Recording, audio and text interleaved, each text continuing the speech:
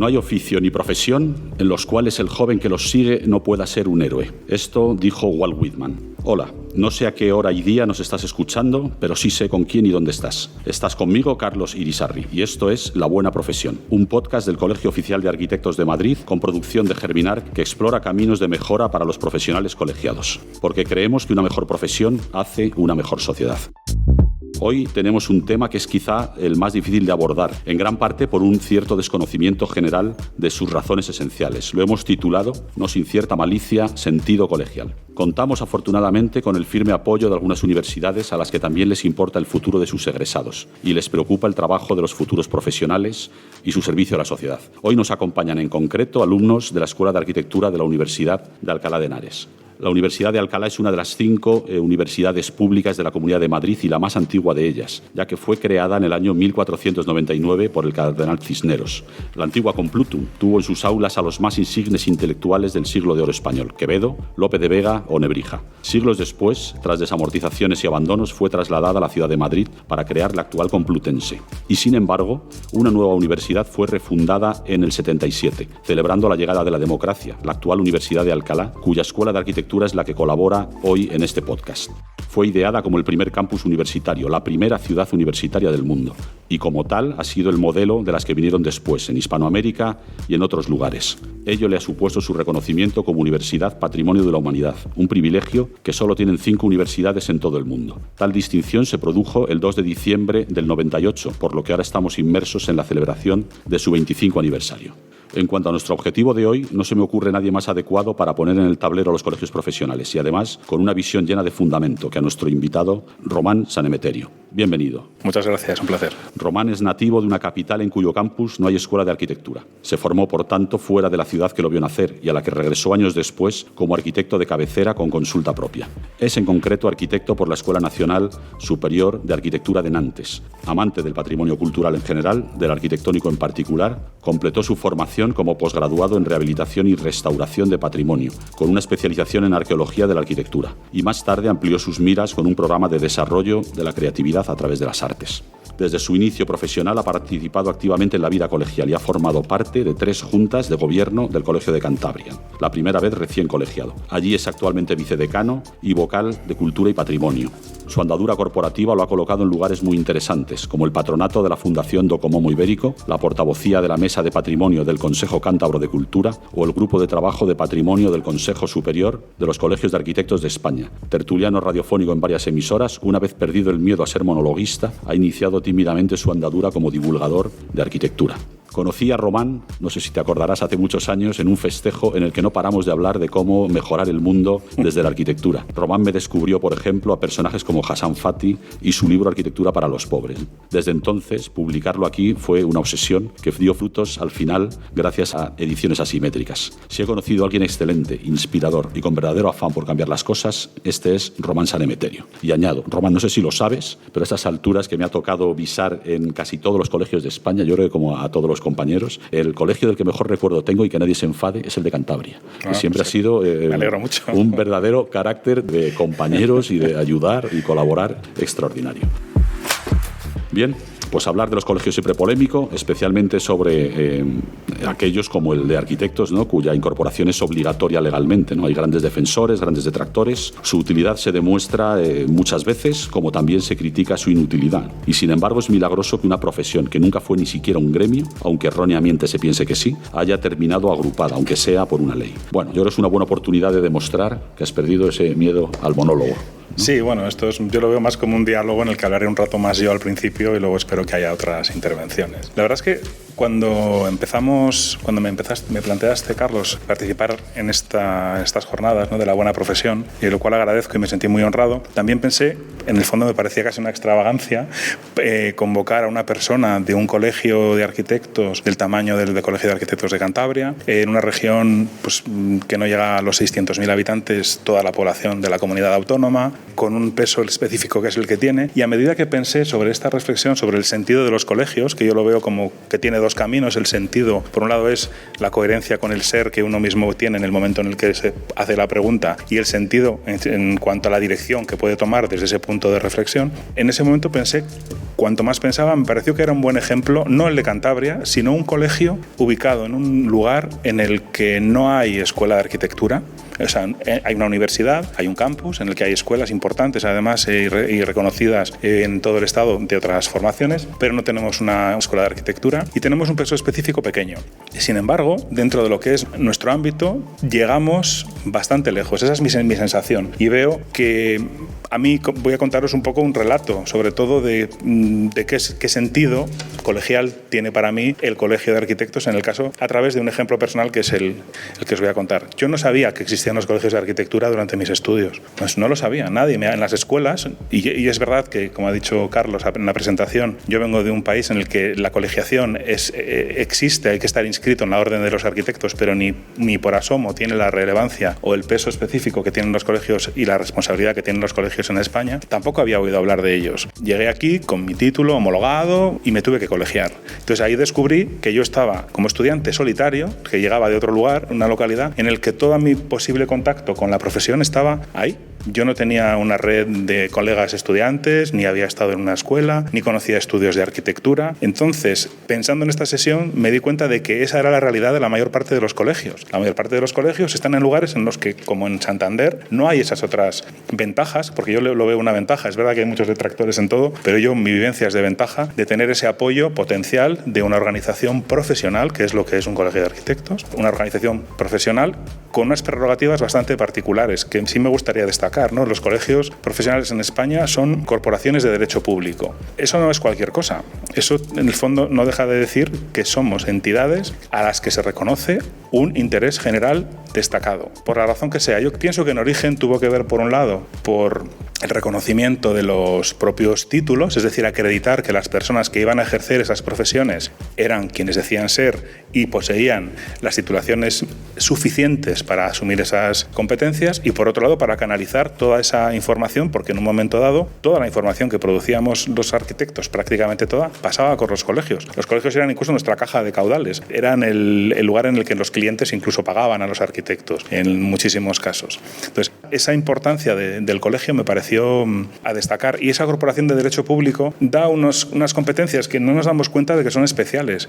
No hay muchas agrupaciones profesionales, hay algunas, y vais a pensar en ellas en cuanto diga lo que voy a decir. No hay muchas agrupaciones profesionales que puedan juzgar a sus pares, que puedan encausar en su ámbito profesional a sus colegas en los ámbitos del ejercicio de la profesión. Y eso lo tienen las corporaciones de derecho público. Tienen esa potestad, independientemente de los tribunales ordinarios, de iniciar causas para proteger la profesión. En el fondo, nunca es para otra cosa, o nunca puede ser para otra cosa. Entonces, en ese sentido, yo tuve mucha suerte. Yo llegué al Colegio de Cantabria, me colegié. En el Colegio de Cantabria somos no tantos, entonces hay 2 reuniones anuales a las que va bastante gente, y yo tenía muy cerca de mi colegiación una, y fui. Y en esa mesa pues había una señora francesa, yo llegaba de Francia. Dio la casualidad de que era la esposa del que sería el próximo decano. Y en esa cena, pues en contacto con ellos, y se me propuso integrar la candidatura como nuevo colegiado, o como colegiado joven de aquella junta primera en la que estuve. Y fue una experiencia, para mí, me curtió bastante. No diré que fue grata al 100%, fue difícil, porque también tienes muchos frentes profesionales en los que quieres estar, pero descubres que el colegio también es un lugar de referencia que puede ser importante. Luego estuve desvinculado de la parte funcional del colegio unos cuantos años, hasta hace unos 5, en el que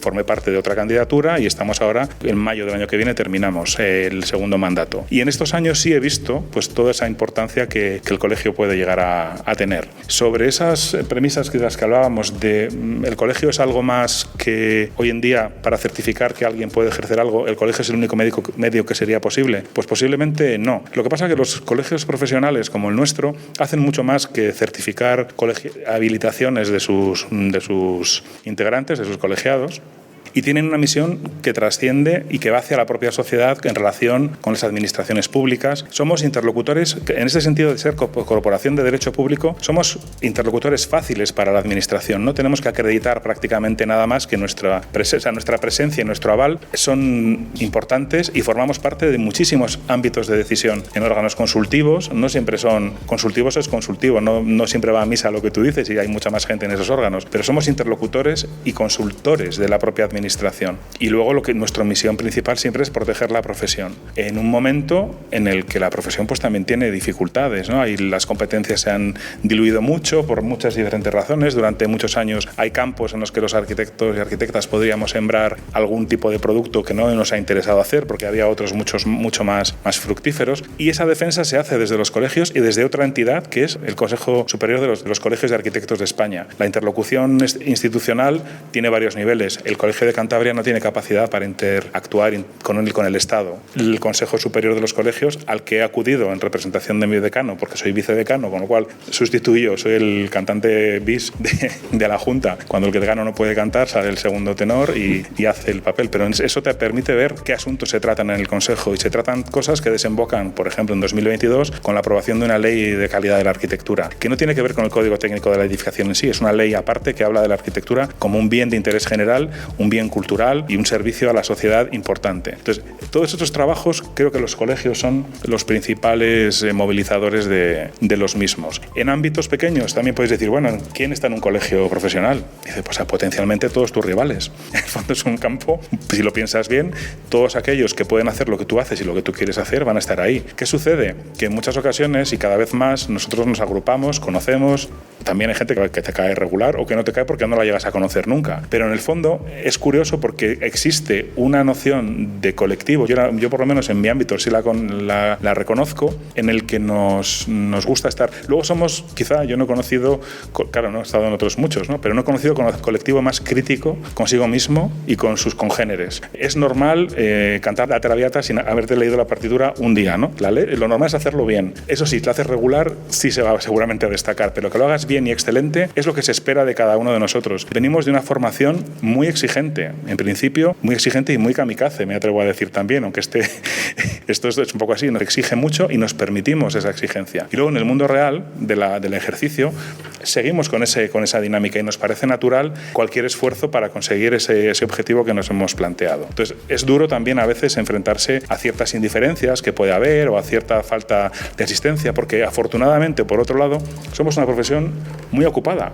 Las actividades colegiales, yo creo que hoy en día, en estos ejercicios de los últimos años, me ha interesado mucho más volcarme hacia no desatender, por supuesto, a los colegiados, que son los destinatarios últimos y primeros de la misión del colegio, pero destacar nuestra posición ante la sociedad para la que trabajamos y para la que servimos a veces servilmente. Un torrente informativo. Oye, me ha hecho bastante gracia, al margen de todo esto de efectivamente, estamos en un club donde están todos nuestros enemigos, ¿no? Bueno, rivales. Enemigos es un concepto diferente. También hay, ¿eh? Yo siempre le digo a los alumnos, no vayáis a fiestas del colegio a buscar clientes, joder, iros a una fiesta de promotores. No. Está muy bien eso que dices. Sí. Pero en el fondo estamos en un club de rivales. Sí, y sin embargo, hacemos un montón de cosas interesantes que nos interesan a todos y seguimos ahí.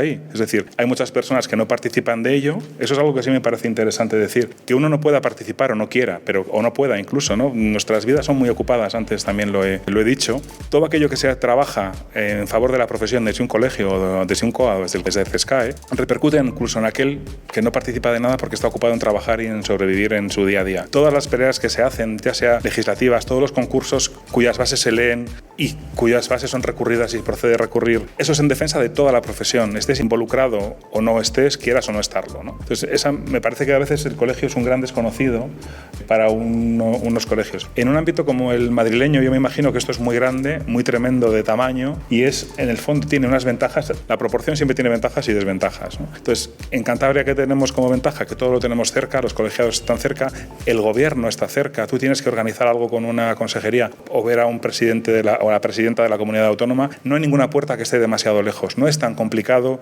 encontrar la entrevista. Que te abran la puerta va a ser siempre fácil, va a ser siempre posible. Otra cosa es que atiendan a tu petición o tu propuesta. Pero eso siempre está fácil. No estoy convencido de que en un ámbito como el madrileño, con tantísimo caudal de colegiados y tantísima administración, además siendo también sede del CESCAE con el Colegio de Arquitectos, es decir, que son dos entidades importantes y con mucho peso. Como os decía también al principio, es un poco anómalo el tamaño de este colegio respecto de los demás. Anómalo no es que sea malo, es que es especial, no es lo normal. Lo normal es que los colegios sean más como el mío o parecidos, de menor tamaño, con menos colegiados y con otros ámbitos de trabajo. Hay temas que los tenía por aquí ya preparados. A mí me interesaría debatir o que nos contaras con una visión sobre efectivamente el verdadero sentido del colegio. Vamos a separar que hay colegio, por un lado, una organización que sirve a los colegiados y por otro que sirve a la sociedad. Para servir a los colegiados no hace falta lo que hablábamos antes de entrar, un club. Podemos tener un club con nuestra biblioteca. Aquí tenemos una biblioteca fabulosa, un archivo estupendo, actividades, tal. Quiero decir, la importancia, las cosas sobreviven si sirven a la sociedad. Si no, pues efectivamente tendremos nuestro club. La historia del arquitecto es absolutamente individualista, es decir, no es nada corporativa. Esto la gente no lo sabe, es decir, el colegio existe de milagro. Nunca ha habido gremios, lo contábamos antes también, que es decir, el arquitecto, su naturaleza es la del tipo que se quiso escapar del gremio. O sea, el maestro de obras que no quería estar en un gremio y se convierte en profesional. La organización de arquitectos más antigua del mundo, también la estábamos comentando, que ahora tendremos exposición sobre ella, es una organización religiosa, es la congregación de Nuestra Señora de Belén. Ni controla la profesión, una organización religiosa, asistencial, etcétera, que sigue viva, con sede en Madrid. La academia es una cosa impuesta, que fue la primera que empezó a controlar la profesión, impuesta por la monarquía. Vas repasando la historia y dices, bueno, ¿cuándo se funda el colegio? En el año 29, estamos cerca del centenario, y se funda en una dictadura, Primo de Rivera, a la que le interesa controlar la profesión, y contra la opinión de la mayor parte de los arquitectos, que esto es poco sabido, que hay un grupito que lleva 100 años, con Tomás Aranguren, no sé qué, que intenta tener efectivamente un colegio contra la opinión de todos los demás. Cuando se funda sabemos, una época de dictadura convulsa y muchos derrumbes. Claro, no hay normativas de construcción. Es decir, no hay nadie que controle los títulos. Hay lo que se llamaban antes firmones, que aquí el promotor hace un proyecto, lo hace él y se lo firma un tipo al que le paga, etcétera, etcétera. Es decir, bien, está claro entonces por qué nace en el colegio. Prometemos a la sociedad una serie de cosas que hoy a lo mejor ya no tienen sentido. Decíamos, bueno, las normativas, ya hay un ministerio haciendo normativas. Es decir, esta autorregulación, nos regulamos nosotros y nosotros decimos cómo se construye. Ya no tiene sentido. El tema del control del título, etcétera. Decíamos antes, si es que eso, ¿qué podemos ofrecer, ¿no? Tú has apuntado ya un par de cosas. Sigue habiendo un tema de autorregulación muy interesante, y esto también lo hablamos muchas veces en clase. Imaginemos que el colegio de periodistas fuera obligatorio y si fueras un mal periodista te expulsaran. Qué distinta sería la prensa.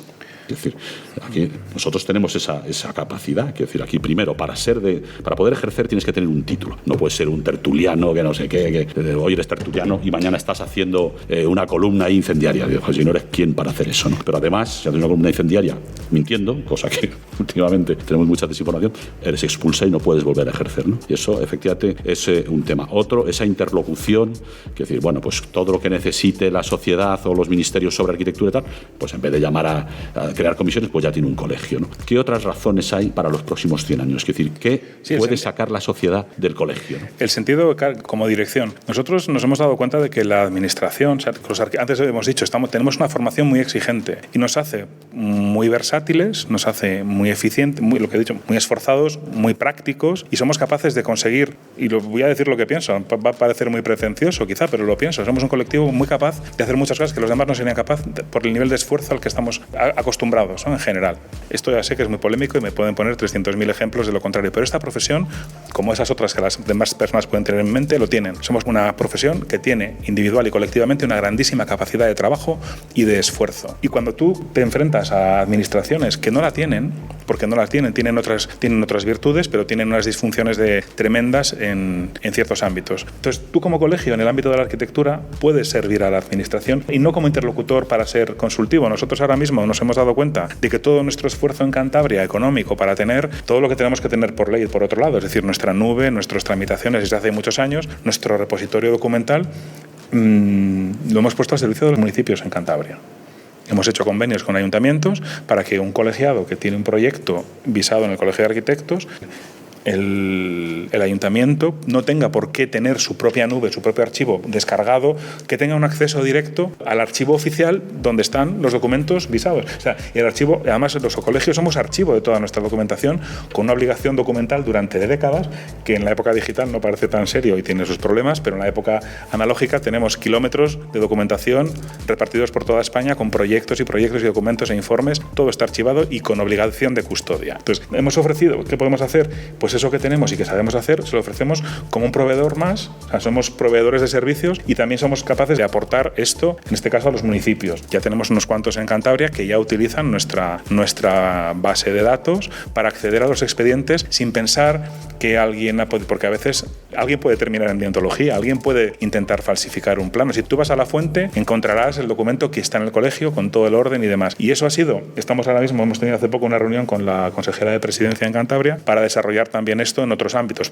Se lo hemos mandado a todos los ayuntamientos de Cantabria. Solamente algunos de momento han entrado a hacerlo. No ha entrado la capital, que sería para mí algo muy deseable, pero entrará seguramente tarde o temprano cuando vean el sentido tan práctico que tiene y tan garantista de ello. Entonces yo creo que el sentido tiene ver qué cosas tenemos ya, porque eso es lo más fácil. ¿Qué tengo ya que le puede interesar a alguien? Pues tengo esto. Y luego tenemos, yo no sé, ya me parece que somos detectores de problemas y de ocasiones. Podemos detectar un problema en un sitio, pero podemos detectar otra oportunidad en otro. Y hablo de nuestros entornos urbanos más inmediatos, físicos. Hemos hecho también, en Cantabria hemos llegado a hacer, en otros sitios también, hablo de mi experiencia porque estábamos hablando de qué se podía hacer, ¿no? Pues ofrecer esto también. Hemos hecho concursos para detectar espacios en la ciudad secundarios o terciarios a priori, pero son primordiales para el quien vive al lado. Una cosa es que sea en un barrio no muy conocido, no muy frecuentado, pero un barrio habitado puede tener áreas urbanas que con muy poquita intervención o con mucha, mejore sustancialmente la calidad de esa zona. Pues eso lo puede detectar el colegio. A mí me parecería muy deseable que lo detectara el municipio, me parecería lo esencial, y que luego nos convocara a un concurso para hacer la mejor propuesta a esa detección. Pero es que esa detección la hacemos a diario en nuestro trabajo. Entonces eso por un lado creo que es algo que los colegios pueden hacer. Y luego hay una parte también, detectamos también lo que nuestros colegiados necesitan. Y digo necesitan porque las exigencias normativas, las exigencias son crecientes y la velocidad de aportaciones de novedades son muy veloces.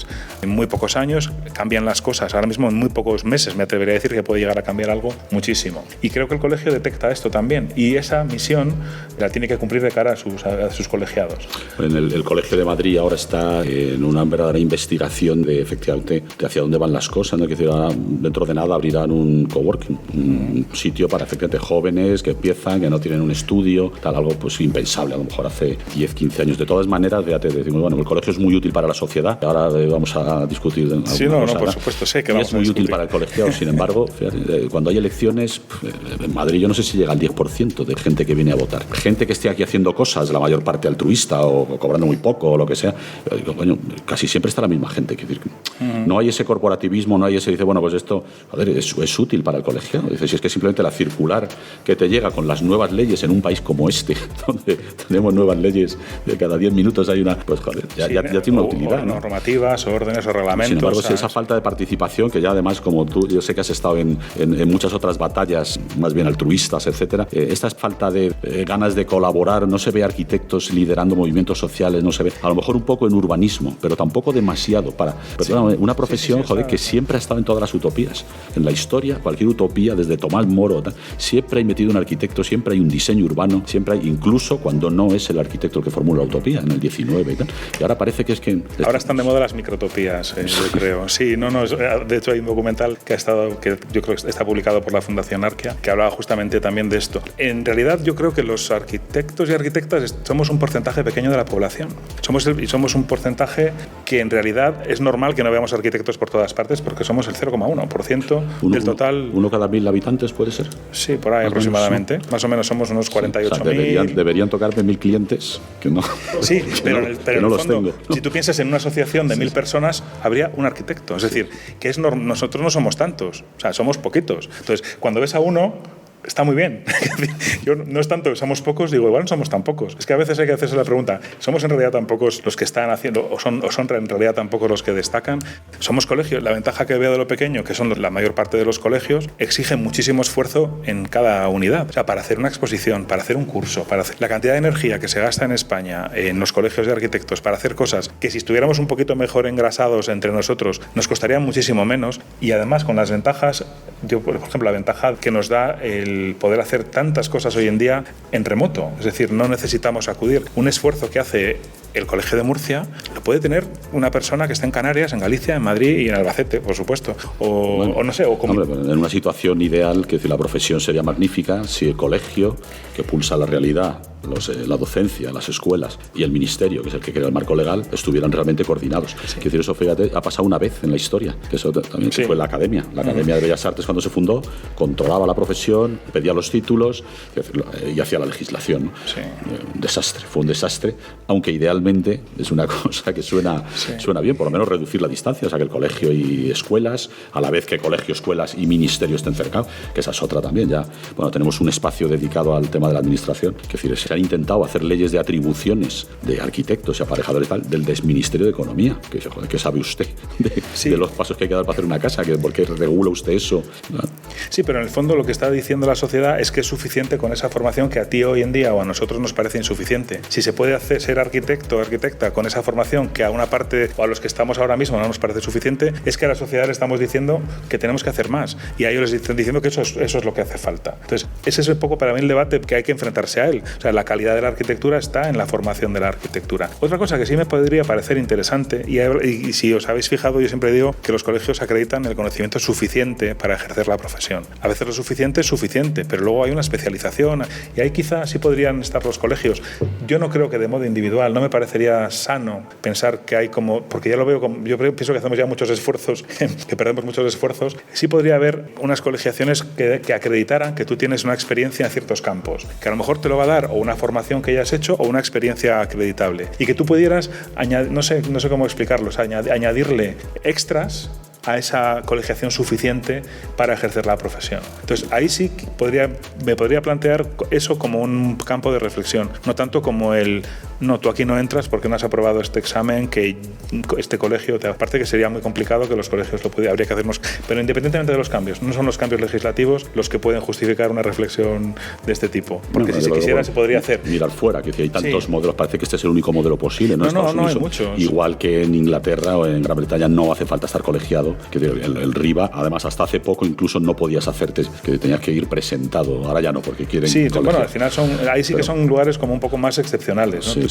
Pero sin embargo el RIBA era un garante de calidad, o sea, si conseguías estar metido en el RIBA, pues hacías buenos proyectos. Pero tenemos que pensar también que hay cercanos países en los que no hace falta un arquitecto para hacer una casa individual, de más de 150 metros. No, correcto. No hace falta alguien que diseñe, calcule ni demás. 150 metros no hace falta tener un arquitecto para hacerlo. Y lugares como países, en Finlandia yo creo que por derecho cada ciudadano se puede hacer su casa. Tiene derecho a construírsela si quiere. Holanda también, si no me equivoco. Yo conozco algunos casos así. Sí, se nos va a acabar el tiempo. Bueno, ya empezamos a estar fuera de tiempo y tenemos aquí unos estudiantes que yo creo que lo que nos van a decir es que todo lo que decimos es otro mundo, que ellos ya van hacia otro. Ahora veremos. Pero no quería terminar la charla sin saber tu opinión sobre este tema tan polémico, etcétera. Si tú echas de menos los honorarios regulados, el cobrar a través del colegio, echas de menos, no es un insulto de edad, porque yo sí lo he vivido. No, yo no lo he vivido. Yo sí he llegado a cobrar a través del colegio. Yo no lo he vivido.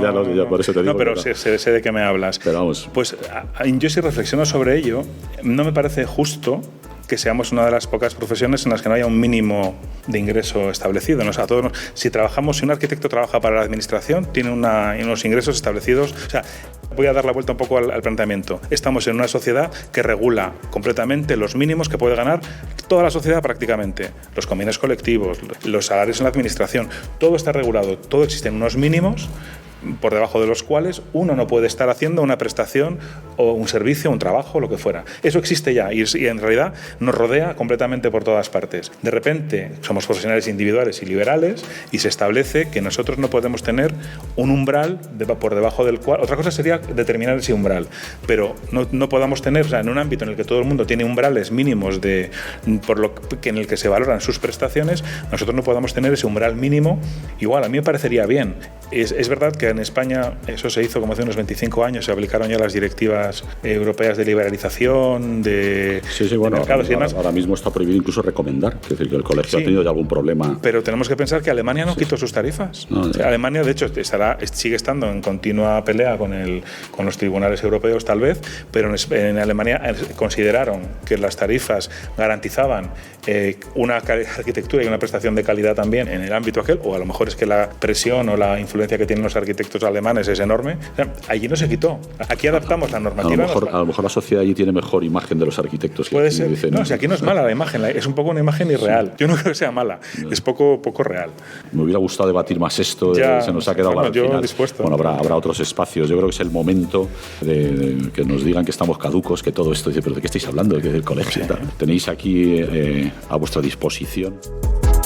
A ver, yo mientras que estabais hablando, habéis hablado sobre que los colegios oficiales de arquitectos son un poco desconocidos para nosotros. Y bueno, nosotros porque hemos tenido la suerte de que nos han traído en la universidad y nos explican en una de las optativas, pero sí que es verdad que hay alumnos que no conocen para qué sirve. Y bueno, nosotros conocemos poco, pero claro, quizá para acercar el colegio a los alumnos, bueno, en este caso el COAM debería de acercarse haciendo alguna actividad, por ejemplo, con la universidad en las semanas que organiza o en algunas actividades que organiza. Es una reflexión que creo que alumnos que no conozcan o no estén interesados van a salir luego al mundo laboral y no van a saber quizá que hay algunos proyectos que se tienen que visar, que por ejemplo hay unos seguros que puedes contratar si no me equivoco, del colegio, y creo que se podría acercar más el colegio a las escuelas. ¿Cómo creéis quizá que se podría hacer? Yo creo que ahora se está empezando a mover mucho. Bueno, aquí hay una figura en el Colegio de Madrid, no sé si tenéis en Cantabria, una figura del precolegiado, que es gratuita, os podéis colegiar, tenéis una newsletter, aquí hay muchas actividades, conferencias, etcétera. Ayer estuve en una, por ejemplo, se lo avisé a mis alumnos, y me sorprendió ver a muy pocos, lo digo, sobre jardines, que es decir, magnífica, que es decir, venía gente de la calle. Ojalá, esto no interesa a un estudiante y le interesa a gente de la calle. El jardín hispano-musulmán, el jardín japonés fue fabulosa, ¿no? Pero vamos, sí se hacen cosas, ¿no? Yo creo que por lo menos en Madrid se está últimamente haciendo un esfuerzo. Ahora mismo, bueno, hay unas jornadas que están llenas de chavalería. Lo digo yo, que soy muy mayor. Están trayendo a estrellas de las redes sociales, están haciendo aquí unos saraos asombrosos, ¿no? No sé si en Cantabria... No, nosotros no tenemos escuela de arquitectura, entonces es verdad que podríamos tener precolegiados. Me lo he apuntado porque me ha gustado y porque enlaza con otra idea que me ronda, y es la de porque hemos hablado que los colegios son obligatorios. Son obligatorios para un arquitecto que quiera asumir individualmente y con su nombre una responsabilidad. Un arquitecto asalariado en un estudio, es un trabajador en una empresa, no necesita esa colegiación. En la administración sí sería también necesario. Si tú has accedido a un puesto en la administración por tu titulación, en Cantabria nos peleamos para que los arquitectos que trabajan para la administración se colegien. Entonces, me parecería también interesante, hablando de los precolegiados, una figura para aquellos arquitectos que no tienen una colegiación obligatoria porque trabajan para otros compañeros en estudios, pero que sí podrían tener un vínculo con el colegio y un interés en participar en las actividades y una aportación. O sea, tú no puedes estar a lo mejor firmando un proyecto, pero puedes tener una experiencia tremenda y aportar también a ese colectivo. Esa figura se me ha ocurrido estos días y la de la precolegiación me la voy a apuntar para hacerla. Entonces, sí, bueno, yo creo que aquí, no sé si sigue existiendo, hace años hubo una figura que era para el colegiado funcionario. No, eso existe también. Sí, aparte que esa colegiación está establecida. No, me refiero para el compañero que no firma un proyecto él. Pues esa persona no creo que deba estar excluida de la profesión, la ejerce desde un ámbito subalterno quizá, pero tiene la misma capacitación y seguramente lleve a cabo tareas que podría llevar también si las firmara, ¿no? Quizás este es otro de los retos, ¿no? de los 100 años del colegio, también, que efectivamente ahora que la profesión se ha diversificado tanto. Claro, también hay mucho, eso podría ser, pero no tenemos esa figura y sobre todo me parece deseable esa interconexión entre colegios, entre escuelas y colegios, pero no es tampoco tan fácil. O sea, por eso digo, porque al final hay que encontrar el ámbito en el que se pueden encontrar, y la información no basta, porque a cualquiera interesado en la arquitectura, y creo que los estudiantes lo están, y si hay alguien atareado en la profesión, los estudiantes de arquitectura están muy atareados también, pueden acudir a cualquier charla de este colegio o de cualquier asociación que haya en Madrid. Es decir, no hay nada vetado, no hay que poner la huella para entrar en una charla al colegio. A lo mejor para hacer algún curso hay que hacer alguna tramitación particular, pero los colegios están abiertos. Otra cosa es que eso se sepa, y como yo lo dije al principio, yo no sabía que existían los colegios hasta que me tocó saberlo, y creo que me podría haber gustado saberlo antes, ¿no? En la ciudad en la que yo estaba sí había escuela y había una agrupación. que yo sí que habías escuchado hablar, el tema que has comentado antes de el control de los honorarios, y me gustaría preguntar por qué los colegios han dejado un poco de lado todo ese tema, porque sí que es verdad que antiguamente tú enviabas el proyecto, te lo visaban y hasta que no se visara, o sea, no te aceptaban la validación del proyecto, y sí que yo considero, desde mi punto de vista, que he visto un poco todo este tema, la falta de cobros de algunos arquitectos, que haces el proyecto y dices, bueno, pues ahora ya no lo quiero hacer y no te lo pago. Yo creo que desde mi punto de vista es una función que ha perdido el colegio, que igual sí que se debería recuperar y que yo creo que podría dignificar también a los arquitectos y dar esperanza a los estudiantes de arquitectura, que bueno, hemos vivido una etapa en la que se nos ha dicho que, bueno, a diferencia igual de en vuestra época, que os comentaban que ibais a pegar el pelotazo, no, a nosotros siempre nos han vendido, hemos nacido un poco en la crisis, en el boom inmobiliario, que es una profesión dura y que no se nos aseguraba nada, y yo creo que es un punto que igual el colegio podría continuar o intentar mejorar de alguna manera, y no sé cuál es vuestra opinión acerca de ello. Solo voy a decir una cosa, que hemos estado siempre en crisis, ¿eh? Que decir, yo jamás, ni cuando empecé la carrera, ni cuando a mí nadie me ha prometido nada, al contrario, era, joder, arquitectura, porque no has estudiado Derecho y tal, digo, ya, qué mala suerte. Bueno, dicho esto, Román. Sí, yo vuelvo un poco a lo anterior. Creo que hay dos partes en la pregunta que haces. Una parte es si deberíamos, no, yo creo que no cada colegio no puede hacerlo, eso sí que tiene que ser una tarea global, ¿no? El defender que, de hecho, también hay una paradoja. Si tú tienes un procedimiento judicial en el que tus honorarios han de ser calculados, el juez va a recurrir a las tarifas prohibidas de los arquitectos. Que es una paradoja completa, porque en España, ¿por qué se dejó de tener esos umbrales? Lo que establecían las tarifas eran los mínimos. Uno podía ser más caro que los mínimos. Esas tarifas se quitan por ley. O sea, es decir, queda prohibido tener honorarios oficiales.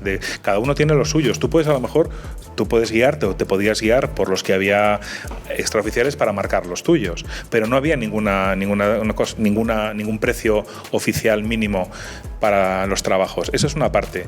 Yo creo que esa defensa la tendría que hacer los consejos, y además te digo casi transnacional, porque son directivas de liberalización europeas, que yo creo que Alemania es el único resistente ahora mismo en el ámbito europeo. Igual hay algún otro país, pero creo que nada más queda en Alemania ese umbral de honorarios garantizado para la profesión. Y otra parte es que tú tus honorarios los canalices, sean los que sean, libres, los que tú has pactado, los canalices a través del colegio. Yo creo que eso, si no lo es ahora mismo, hasta hace poco ha sido posible. Tú podías encomendar al colegio el cobro de esto cuando los expedientes eran más físicos. Y ahora mismo tengo la duda de si se puede hacer o no. Pero creo que sí. O sea, que tú mañana quieres que un cliente abone al colegio tus honorarios, lo vas a poder hacer. Otra cosa es que los honorarios sean los que tú hayas pactado con tu cliente. Lo que no tendrá es el proyecto sin pagarte, o sin pagar al colegio, pero si no te paga o no paga al colegio tampoco lo tendrás. Pero es verdad que eso no está prohibido. Es verdad que no se suele utilizar tanto. Yo no sé qué porcentaje hay en los colegios de encomiendas de cobro. Bueno, a mí me ha llamado la atención la mención que habéis hecho sobre la labor que tiene el colegio como archivo de documentos y en general proyectos visados y tal. Y desde mi punto de vista, bueno, de nosotros como estudiantes, me gustaría saber exactamente no qué acceso tienen los colegiados o los estudiantes, sino más bien qué uso, qué utilidad se le dan a esos documentos y cómo se podrían acceder a ellos, o de qué manera nos podemos nutrir nosotros o los colegiados de ello, y es un poco cómo se organiza todo ese archivo de documentos que tenéis guardado. Yo no sé si se hace en todas partes igual, pero en principio creo que la dinámica va a ser más o menos parecida. Tenemos obligación de custodia y derecho de acceso público. Ese derecho, en realidad, hace poco yo he tenido que hacer una continuación de unas obras de un colegiado que falleció, entonces yo pedí acceso al expediente de construcción de esto. En general suelen ser, y si el compañero está vivo, pues en general, antiguamente, pues no hablo ya para sustituirlo en un trabajo, sino para tener acceso. En Cantabria se comunica al arquitecto obrante, si está vivo, que alguien quiere acceder a ese expediente por si tiene algo que decir, porque el archivo es de acceso público, pero para ciertas materias. No es la biblioteca del colegio. Aparte que luego nosotros, por ejemplo, es tan grande que no todo lo tenemos en nuestra sede. Tenemos un acuerdo con el archivo provincial en el que hemos llevado las partes más antiguas, porque eso formará al fin y al cabo parte de los archivos públicos del Estado. Entonces, el acceso en principio es fácil con una petición. Otra cosa es que habrá que motivarla, y luego a veces tenemos grandes archivos de arquitectos que han producido mucho y de arquitectos muy destacados. Eso sirve para hacer monografías, estudios, publicaciones, consultas de alguien que esté investigando sobre un edificio. Y luego hay más archivos, los municipios estos tienen también. A veces es más fácil recurrir a un archivo municipal para ciertas cosas que al Colegio de Arquitectos, que tiene un procedimiento más largo. Pero a veces en los ayuntamientos no está todo lo que hay, ¿no? Pero sí estoy de acuerdo contigo, es una documentación valiosa, pero en realidad también está todo. Es decir, tienes hasta el papelito de la quinta certificación de una obra de algo menor o mayor. Es decir, que es un archivo muy complejo, muy grande. Y también es complicado bucear en él. Sí, bueno, aparte, por supuesto hay un papel histórico. Aquí tenemos un archivo histórico fabuloso, es decir, de arquitectos tal. Pero sobre todo para tu trabajo, el colegio tiene todo lo que se ha avisado. Todo, o sea, quiere decir que si hay un desperfecto, ahí no sé qué, te contratan a ti para investigar qué ha pasado en este edificio, pues accedes al expediente original y ves, como dices, hasta las órdenes que se han dado en obra. Pero incluso dentro de 20 años te encaran, tienes que rehabilitar tal edificio, pues tienes acceso también, oye, la estructura, lo que no se ve, que tienes el proyecto completo, ¿no? Mira, está disponible. Sí es cierto que si el arquitecto está vivo te tiene que dar su permiso para verlo, si está muerto o no, lo cual es paradójico, porque a mí me ha pasado tener que ir a consultar uno de un tipo que estaba en coma permanente. No, literal, del colegio. No os cuento cómo lo solucioné, pero claro, aquí no me lo daban porque no es que te lo tienen que firmar, digo, ya, pero es que está en coma.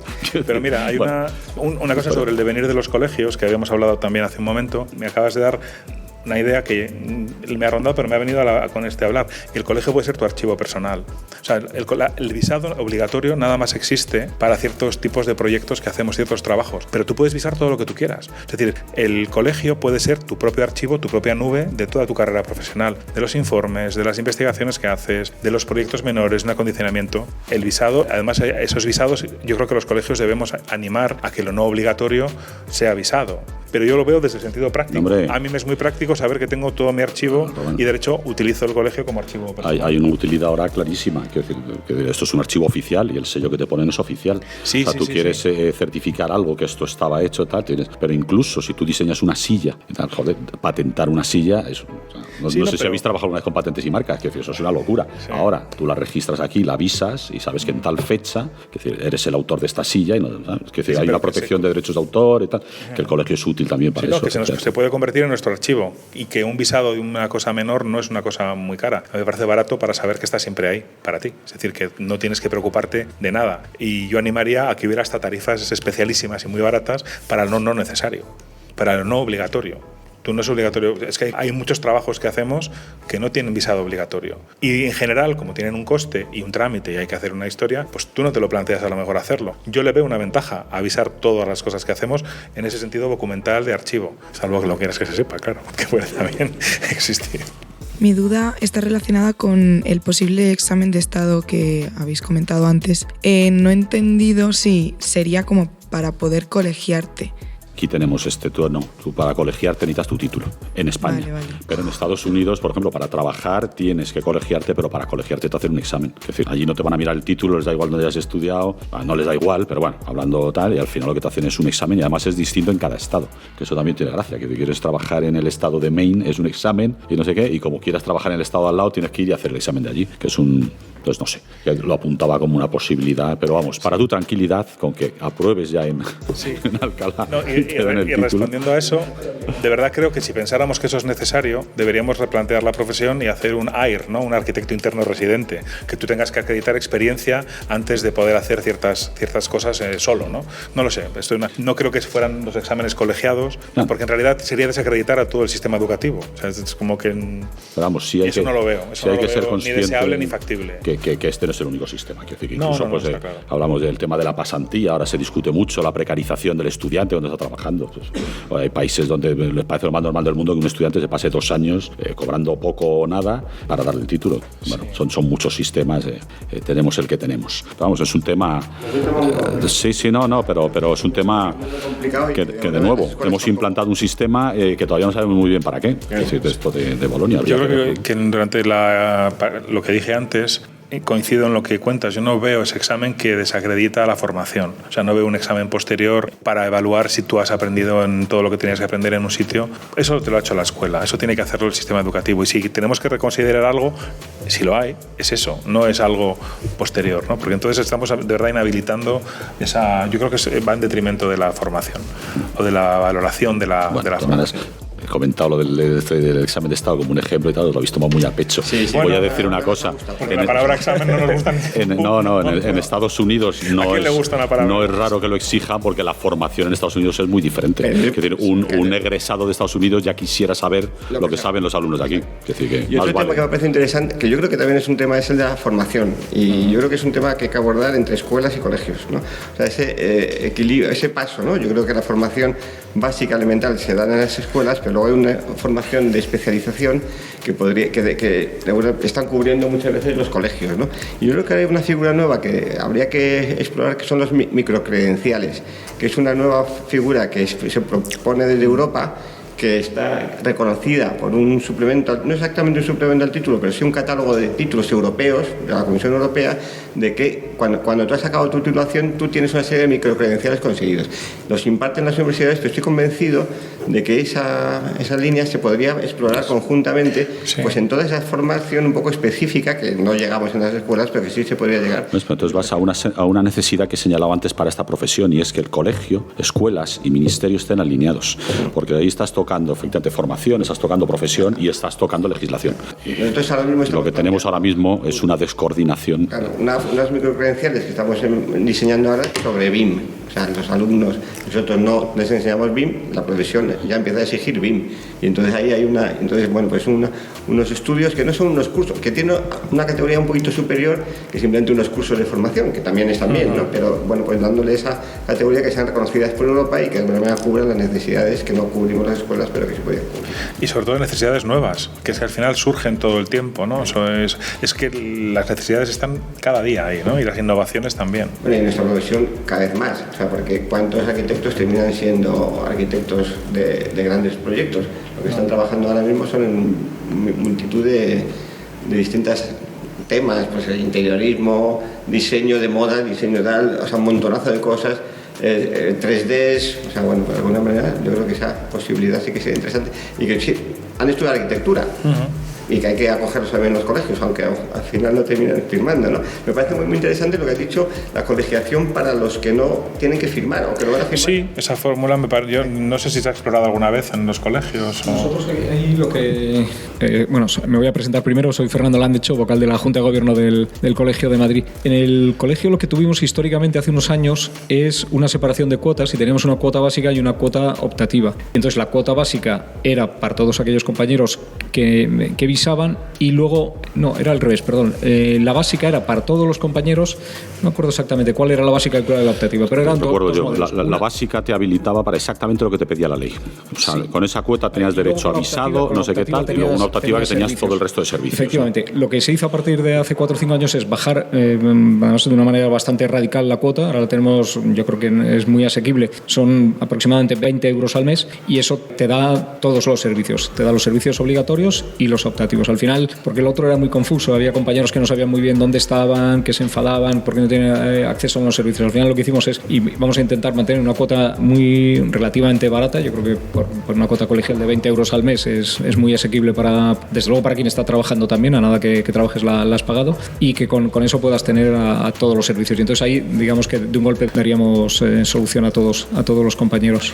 Sí, pero es cierto que tomar conciencia de que son destinatarios de los colegios también aquellos que no firman es algo que, porque en el fondo es también conseguir también más caudal para el colegio. No hablo del económico, hablo de caudal de potencial humano, ¿no? Totalmente de acuerdo. Vamos, de hecho es una de las prioridades que tenemos ahora. Mira, el martes que viene tenemos una jornada aquí convocada de puertas abiertas. Es una jornada abierta, sin ponencia, para arquitectos que ejercen su profesión como asalariados, ¿no? Tanto sea en la administración como en estudios, en constructoras, etcétera. Y es para que vengan y nos cuenten un poco su modo de ejercer, qué problemas tienen y que nos den pistas para saber qué puede hacer el colegio para mejorar las condiciones de estos compañeros, que son mejorar las condiciones de la arquitectura y por tanto las condiciones de la sociedad. Es decir, en vez de desde el colegio pensar qué podemos hacer, que vengan los compañeros y que nos lo cuenten, ¿no? Entonces esto, y luego va a dar lugar a un informe que estamos recabando también con informes de ASEMAS, de nuestra asesoría jurídica, dará lugar a un informe que enviaremos a todos los compañeros sobre el estado de, en este caso, los arquitectos que ejercen la profesión como asalariados, y que si funciona bien, que yo creo que sí, queremos queremos a lo largo del año que viene repetirlo con, por ejemplo, arquitectos que ejercen pues como interioristas, que son también, que ni siquiera necesitan la colegiación, pero que en la mayoría de los casos son arquitectos,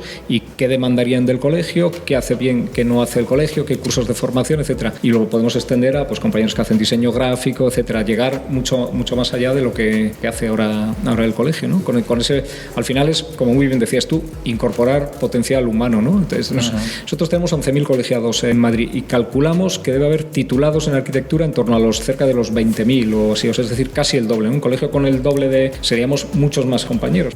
Y sobre todo, si me vuelvo a repetir esto, que para mí me parece paradójico, que en realidad sí existen cuando hace falta establecerlos. Los jueces recurren a unos honorarios, porque cuando hay que cuantificar lo que vale nuestro trabajo, alguien lo tiene que hacer. ¿Y cómo lo hace? Pues con ese parámetro. Los peritos judiciales están vigentes. Bueno, y los abogados que tendríamos que aprender, de ellos, que hacen provisión de fondos. Un abogado liberal eso hace provisión de fondos. Bueno, yo hago provisión de fondos también. Sí, yo no sé abogado. La grabación, pero eso da para otro mundo. Yo siempre cuento la misma anécdota. Y yo lo que, si puedo dar un consejo que a mí me hubiera gustado recibir, hablad de dinero rápidamente. Pensad en dinero. O sea, y pensad en vuestra profesión, pero vosotros tenéis que vivir de esto. O sea, como vivimos nosotros. Somos rivales, tened cuidado, no os fiéis de mí nunca. Pero pensad en dinero, pensad en que tenéis que vosotros hacéis cosas que son valiosas o que tienen un valor, algunas más que otras menos, y que tenéis que tener claro que tenéis que hablar de dinero desde el día 1. Y el primer día que veis a un cliente, hablad de dinero.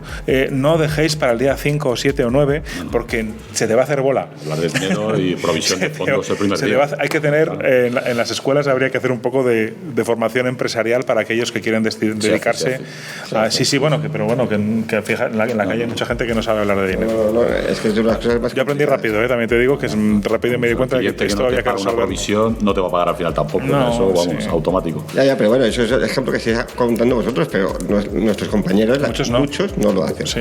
Yo incluso, también os lo digo, yo fracciono, eso ya no tiene que ver con este podcast ni con nada, simplemente yo hago, si la misión va a durar un año, pues a mí me parece bien que me paguen durante un año todos los meses algo. A mí me facilita la gestión, incluso a veces la renta, o sea, quiere decir que de repente no te llegan, va a parecer que estoy forrado en esto, cantidades inmensas que tienes que tributar muchísimo un año. Pero estás forrado porque te ha llegado de golpe y dices, joder, son 3 años. Claro, puede ser mucho. Claro, nuestras misiones son largas, que se cobran a veces en pocos plazos. Creo que es más interesante hasta para el cliente pues tener esa... Porque el último pago que dejes, que no sea el mayor, ni siquiera un 30% en un día, o sea, le va a parecer muchísimo porque va a pensar al final que has hecho poco. Ya has hecho lo que has hecho. Entonces, hay que gestionar esa parte comercial y económica del proyecto y pensad en dinero, acostumbraos a valorarlo y además el que viene a contratarte sabe que te tiene que pagar. O sea, no le vais a enseñar nada nuevo. Ellos saben que como cuando van a comprar unos zapatos tienen que pagar, van a contratar a una persona a la que van a tener que pagar. Pónselo fácil el primer día. No hay problema. O el segundo, cuando sepas qué tienes que hacer. ¿Qué hacemos ahora? Pues mira, con lo que tenéis que hacer os paso mis honorarios, mi tarifa y establecemos esto. Y si llegamos a un acuerdo, tú empiezas a trabajar. Porque lo que hacemos muchas veces, o se hace mucho, es mucho trabajo que no se cobra. Porque no te contratan al final o porque te contratan por una cantidad que no va a ser interesante. Y hay que tener amor propio. Mucho amor propio y valorar. Porque aprendemos de los abogados, no aprendemos de los médicos. O sea, un médico vive de consultas. Yo en mi archivo, que lo tengo perfectamente organizado, o sea, el 60% de mi tiempo profesional de mi vida se ha ido en consultas que no he cobrado. Consultas. ¿Qué puedo hacer esto? ¿Puedo hacer no sé qué? Tal, pues una señora en la puerta, una enfermera, que te va a hacer una factura. Que me pregunta si puedo hacer, toma, puedes hacerlo. Ahora, 300 euros. Igual que hace un médico. Pero vamos, y eso os desafío a que miréis vuestros archivos el tiempo dedicado a consultas de las que no ha salido nada. O sea, gente que ha venido a preguntar si podía hacer una casa, si la ordenanza me deja, si no sé qué. La mitad de nuestro tiempo. O sea, un médico ha cobrado. Yo en principio, si algo me llega así, y estos son regalos, súper regalos, lo que estoy haciendo, de gestión. Perlas de sabiduría. Pero no sé si es de sabiduría. Yo creo que alguien que viene a verte en principio está predispuesto a que tú seas su técnico. Es decir, tienes una ocasión de tener un cliente y de tener un buen cliente en potencia también. Entonces, si alguien te consulta algo, creo que tienes que darle algo también. Pero tú tienes que dejarle claro que para responderle bien tienes que trabajar en ello. Porque si no tienes que trabajar en lo que tienes que darle, es que no vale mucho. O sea, y en el fondo vas a tener que currar un montón. Entonces, hay que decir, bueno, pues hay que mirarlo y tal. Y decir, hace poco me ha pasado, esta semana pasada ha venido alguien que es amigo de amistades mías, ¿no? Al principio, pues un canal de trabajo que va a ser frecuente para vosotros cuando lo tengáis. Oye, que tengo esta situación enrevesada, complicadísima, un rollo. como ya tenemos bastantes años de experiencia, tú sabes, sin buscar muchas cosas, intuyes ya dónde pueden estar los escollos y los problemas. Y puedes hacer un pequeño recorrido de lo que hay, pero tienes que decirle, digo, pero para responderte bien tengo que dedicarle tiempo. No, pues con esto que te he dicho no es suficiente. Y ahí ya él dice, bueno, pues entonces, ¿cuánto cuesta? Te lo va a decir. Te lo va a decir porque necesita la información. Si tú se la das, es como que no estás valorando tu conocimiento. Que no, tú, a ver, yo también te digo, hay momentos en los que no he cobrado a personas a las que no he querido cobrar, porque otra cosa que también es interesante y no hemos hablado de los arquitectos de oficio. Deberíamos tener arquitectos de oficio. Muchas personas que necesitan arquitectos no pueden recurrir a un arquitecto. Hay abogados de oficio. Yo esa figura del arquitecto de oficio me parecería interesante. ¿Eso es quién lo hace? La congregación de arquitectos. La gente de infravivienda. Bueno, yo en alguna ocasión he pedido gente que necesitaba servicios y yo he pasado mis honorarios y no he dicho que iba a ser gratis, he dicho ya me lo pagaréis cuando podáis. O sea, yo he pasado unos honorarios, yo no quiero hacer caridad con ellos y si un día pueden pagarlo a mí me encantará que me lo paguen, pero yo nunca he esperado a que me lo paguen, ni nunca he pedido, ni he pasado una factura para que me lo paguen. Yo hago un presupuesto y cuando no he querido cobrar algo no he pasado factura. O sea, eso ya es libertad tuya, pero a un cliente normal no tienes por qué regalarle nada, tienes que captarlo. Eso, bueno, hemos tenido hace poco una sesión que habéis estado alguno, ¿no? De como muchos arquitectos han promovido, que te han dicho, pero para hacer ellos su arquitectura, ¿no? Han ganado dinero encima, ¿no? Pero bueno, voy a promover yo porque así hago lo que me parece, ¿no? Y vamos, arquitectos de mucho nombre, ¿no? Pero bueno, nos salimos ya del tema. Pero bueno, yo creo que hemos abierto muchas puertas, ¿no? Quizá tú que nos estás oyendo quieras preguntar, comentar algo, proponer, todo lo que puedas aportar, pues siempre será una ayuda. Tenemos un buzón de correo también operativo, labuenaprofesión@germinarc.com, Germinarc terminado en Q, donde atenderemos encantados pues propuestas de temas, de ponentes, cualquier réplica a lo que hemos tratado o cualquier propuesta de participación. Agradecemos otra vez a la Universidad de Alcalá de Henares y a sus alumnos la colaboración, ¿no? La Escuela de Arquitectura de Alcalá está también de aniversario, ya que ahora hace 25 años que empezó sus estudios en sus instalaciones, ¿no? Tras 4 años previos en el campus de Guadalajara, con arquitectura técnica, empieza por fin en el campus de Alcalá. Actualmente entre los dos campus se alternan los grados de Fundamentos de la Arquitectura, Urbanismo, Arquitectura Técnica y Edificación y los másteres habilitantes y avanzado en Arquitectura y Ciudad y Gestión Cultural.